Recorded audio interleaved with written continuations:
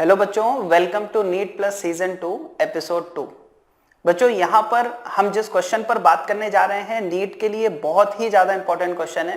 एक बार ये क्वेश्चन पूछा भी जा चुका है, लेकिन इसमें बच्चों जब मैं क्वेश्चन को एक्सप्लेन करूंगा तो वहां पर आप ये चीज समझिएगा कि कई बार ये क्वेश्चन गलत फ्रेम होकर आपके सामने आ जाता है। ठीक है, और ये ऐसा आ भी चुका है। जब ये क्वेश्चन आपके सामने आता है तो कई बार इसमें कुछ चीजें गलत फ्रेम हो जाती हैं, और फिर जब आप उसको सॉल्व करते हो तो आपका आंसर कभी नेगेटिव में आता है, कभी कुछ सॉल्व नहीं होता है, तो फिर वहां पर परेशान होते हैं। तो जरा इसको बच्चों ढंग से समझेंगे और ये भी देखेंगे क्वेश्चन में क्या चीज आपको गलत फ्रेम करके दी जा सकती है। ठीक है, चलिए देखिए। सबसे पहले तो बच्चों क्वेश्चन में अगर आप देखो यहां पर बोला जा रहा है कि हमारे पास दो रेडियो एक्टिव मटेरियल हैं। आप ये बोल सकते हो कि रेडियो एक्टिव सैंपल हैं, दो रेडियो एक्टिव सैंपल हैं और उनकी नेमिंग यहां पर बोली गई है A1 और A2। तो सपोज बच्चों यहां पर अपने पास A1 और A2 दो रेडियो एक्टिव सैंपल है। बहुत ध्यान से समझना, बहुत बढ़िया क्वेश्चन है। तो यहां पर बच्चों अपने पास क्या है, A1 ये एक रेडियो एक्टिव सैंपल है, A2 ये एक दूसरा रेडियो एक्टिव सैंपल है। ठीक है, दो रेडियो एक्टिव सैंपल है। और बोला गया बच्चों यहां पर कि जो A1 है इसके लिए डीके कांस्टेंट है 10 लैम्डा नॉट और A2 के लिए डीके कांस्टेंट है लैम्डा नॉट। ठीक है, तो डीके कांस्टेंट भी आपको यहां पर गिवन है। सबसे पहला पॉइंट है बच्चों, डीके कांस्टेंट के बारे में जरा थोड़ा सा आपको फील होना चाहिए, तभी आप क्वेश्चन में यह पकड़ पाओगे कि क्वेश्चन में गलत कहां पर किया गया है। ठीक है, देखो क्या चीज बच्चों, आपको पता है जो एक्टिविटी होती है उसको हम लिखते हैं लैम्डा इंटू एन।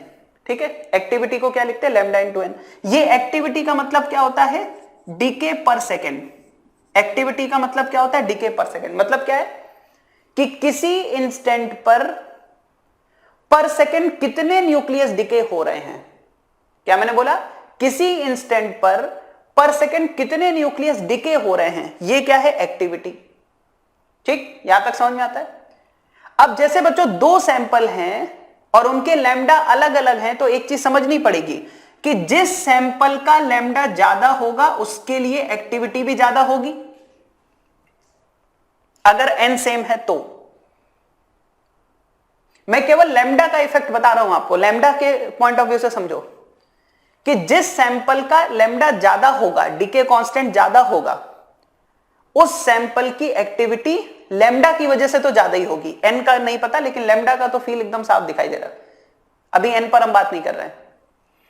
तो लैम्डा का क्या इफेक्ट है बच्चों एक्टिविटी पर, कि जिस सैंपल का लैम्डा ज्यादा है, जिस सैंपल का डीके कांस्टेंट ज्यादा है, उस सैंपल की एक्टिविटी ज्यादा है, मतलब पर सेकंड उसमें ज्यादा डीके हो रहे हैं। ठीक, अच्छा यही चीज बच्चों एन के लिए भी है। जिसमें ज्यादा एक्टिव नंबर होंगे न्यूक्लियस के, उसकी एक्टिविटी ज्यादा होगी, और ज्यादा एक्टिविटी का मतलब क्या है, पर सेकंड ज्यादा न्यूक्लियस डीके हो रहे होंगे।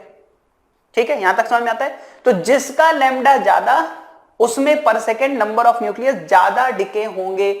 अब थोड़ा सा इसको आगे बढ़ाते हैं। जिसमें बच्चों पर सेकंड ज्यादा डीके हो रहे होंगे उसमें कुछ देर बाद देखोगे तो एक्टिव नंबर कम हो गए होंगे ना।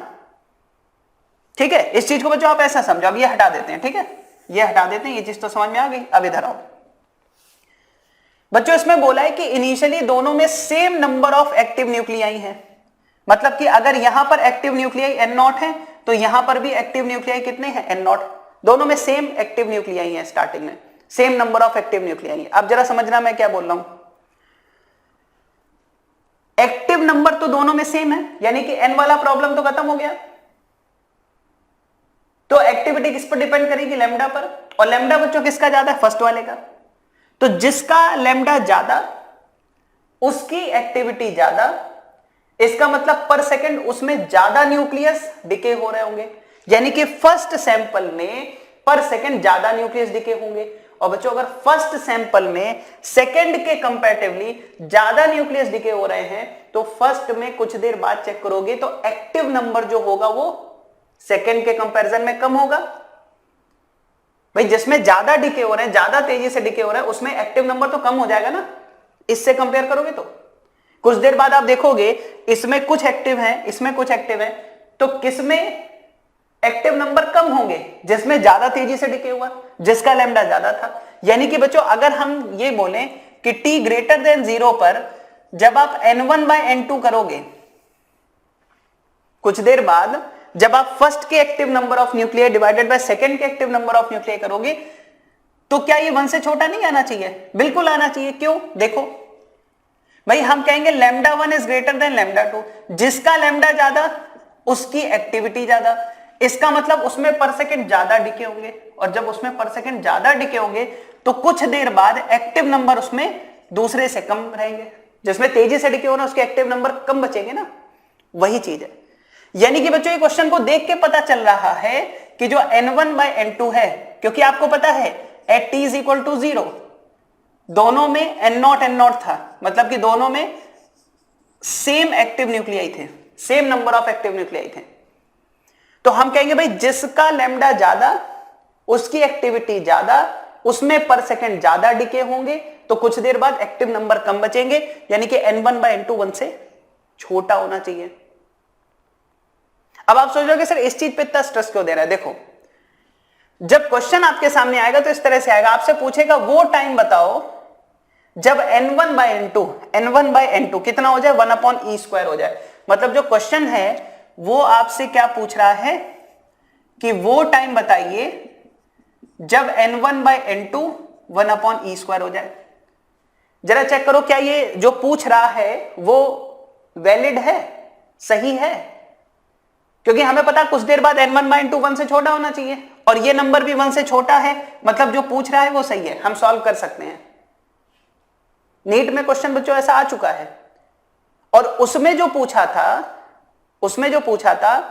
वो उल्टा रेशियो पूछ लिया था। मतलब कि जैसे मान लो यहां पर अगर आपसे ये पूछ लेता कि n1/n2 कितनी देर बाद e² होगा, 1/e² नहीं, अगर आपसे पूछता n1/n2 कितनी देर बाद e² होगा, और आप अगर सॉल्व करने लगते तो आपका टाइम वेस्ट हो जाता। क्यों? क्योंकि जरा समझो, n1/n2 1 से छोटा होना चाहिए ना, e² कैसे हो सकता है? इसका मतलब वो 1/e² है। ठीक है, तो ये बच्चों थोड़ा समझ के चलना है कि अगर दोनों का n आपको इनिशियली सेम दे रखा है, तो जिसका लैम्डा ज्यादा उसकी एक्टिविटी ज्यादा, उसमें पर सेकंड ज्यादा डिके होंगे, जिसमें पर सेकंड ज्यादा डिके होंगे उसमें एक्टिव नंबर कुछ कम बचेंगे। अगर उसमें एक्टिव नंबर कम बचेंगे तो n1/n2 की वैल्यू 1 से छोटी आनी चाहिए, तो 1/e² तो ठीक है, e² होता तो हम थोड़ा संभल के यहां पर इसको सॉल्व करते हैं। ठीक है, मतलब उसको करेक्ट करते फिर सॉल्व करते। अब तो बच्चों इसमें क्या कैलकुलेशन है, लास्ट में एक ट्रिक बता देंगे जिससे आपको इसका आंसर देख के बता दोगे। देखो क्या भाई, फर्स्ट के एक्टिव नंबर क्या होंगे, n0 e⁻⁻, और जो भी बच्चों इसका लैम्डा कितना है 10 λ0 t।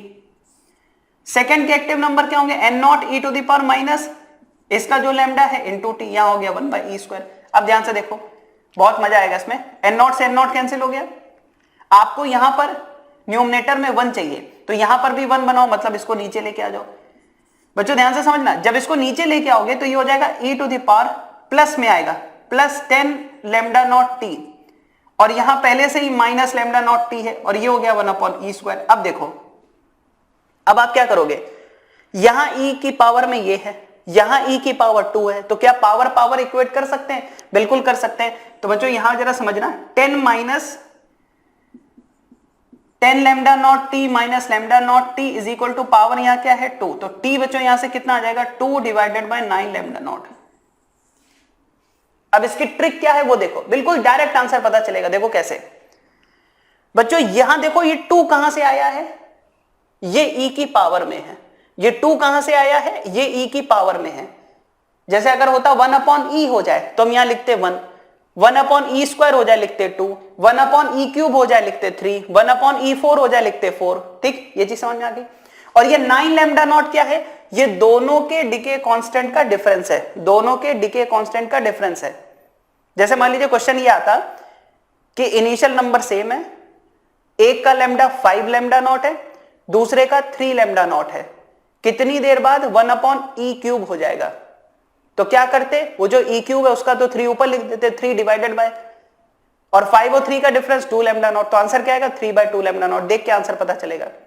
बस एक बार इसको आप समझ लीजिए, और जो मैंने आपको बोला उस चीज पर थोड़ा ध्यान दीजिएगा कि जो रेशियो है उसको किस तरह से हमें समझना है। ठीक है बच्चों, तो इस तरह के क्वेश्चन को आपको समझना है। ठीक है, नोट कर सकते हैं इसको।